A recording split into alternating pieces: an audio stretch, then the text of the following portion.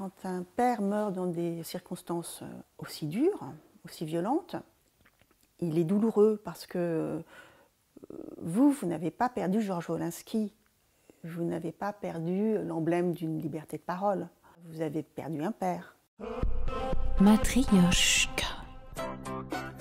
Bonjour à toutes, bonjour à tous et bienvenue dans Matrioshka. Alors autant vous le dire tout de suite, pour nous, 2020, ça nous donne des ailes pour aller plus loin, vous apporter des témoignages, des pensées, des trucs de vie et continuer à avancer dans ce 21e siècle à la fois effervescent et à la fois sans dessus-dessous. Alors, pour que la vie triomphe avec panache, notre Matrioshka numéro 8 est une Wolinski, Natacha de son prénom. C'est la fille de Georges Wolinski qui a été assassinée il y a 5 ans lors de la tuerie de Charlie Hebdo. Qu'est-ce que le dessinateur Wolinski nous a transmis, lui qui est né à Tunis, de parents polonais, qui parlait à la fois italien et français à la maison, et qui est devenu le symbole de la liberté d'expression en France. Et qu'est-ce que sa fille Natacha, qui est journaliste et écrivain, qui fait paraître un livre aujourd'hui sur son père, qu'est-ce qu'elle a à dire sur ce que son père lui a transmis lorsqu'il était vivant, mais aussi après sa mort, que transmet son absence? Elle nous livre son cap dans l'existence, vivre une vie heureuse et endeuillée. La mort vous rend beaucoup plus vivante, c'est ce que vous apprenez en premier peut-être. On n'a pas besoin d'avoir un père qui est mort de façon brutale pour l'apprendre. Je pense que la disparition des êtres aimés, quels qu'ils soient, on ne s'y attend jamais et qu'on doit faire un chemin. Et un des chemins qui s'offre à nous, c'est qu'on s'aperçoit à quel point la vie est précieuse, à quel point on se lève le matin en se disant « mais je suis vivante ». Et ça, c'est quelque chose que vous ne faites pas avant d'avoir traversé des épreuves. Vous vous levez le matin, vous êtes heureux. Vous êtes heureux de vivre. Ça, c'est quand même peut-être le seul cadeau de cette histoire terrible.